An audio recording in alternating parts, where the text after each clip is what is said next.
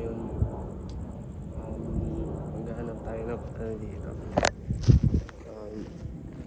Dito.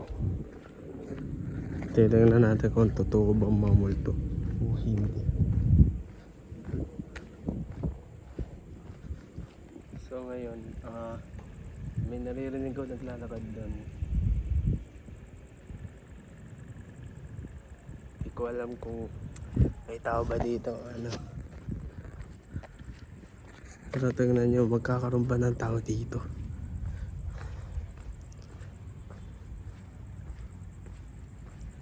Hindi. Ito lang yata yung tumutunog, guys. Ito lang yata. So yun.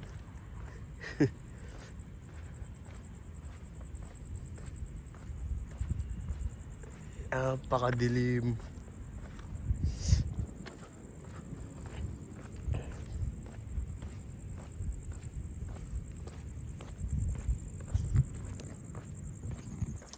So guys, di ko alam kung totoo ba mga multo o hindi. Pero paano natin malalaman kung totoo o hindi kung di natin tinitingnan, di ba? Kaya titignan natin kung totoo o hindi. So yun guys, gusto ko mag-check dito sana, kaso baka mano ko trespassing, ganun. Kaya punta tayo ibang lugar, pati dito sana guys. So ano, parang dating establishment na warak-warak. Ewan ko ba? O ayan na. So ang sabi nila, yung mga nagpapakita daw dito, hindi lang multo o aswang. Ano daw, si Tung Tung Tung Tung Sahur do. Hindi ko alam sino si Tung Tung Tung Sahur, kaya titignan natin. So ay Tung Tung Tung Tung Sahur eh.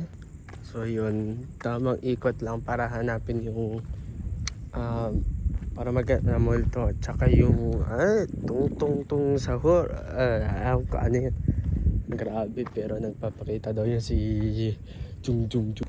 Grabe to baka ito yung bahay niya, baka ito yung bahay ni Tung Tung. So yun, tamang tawid lang.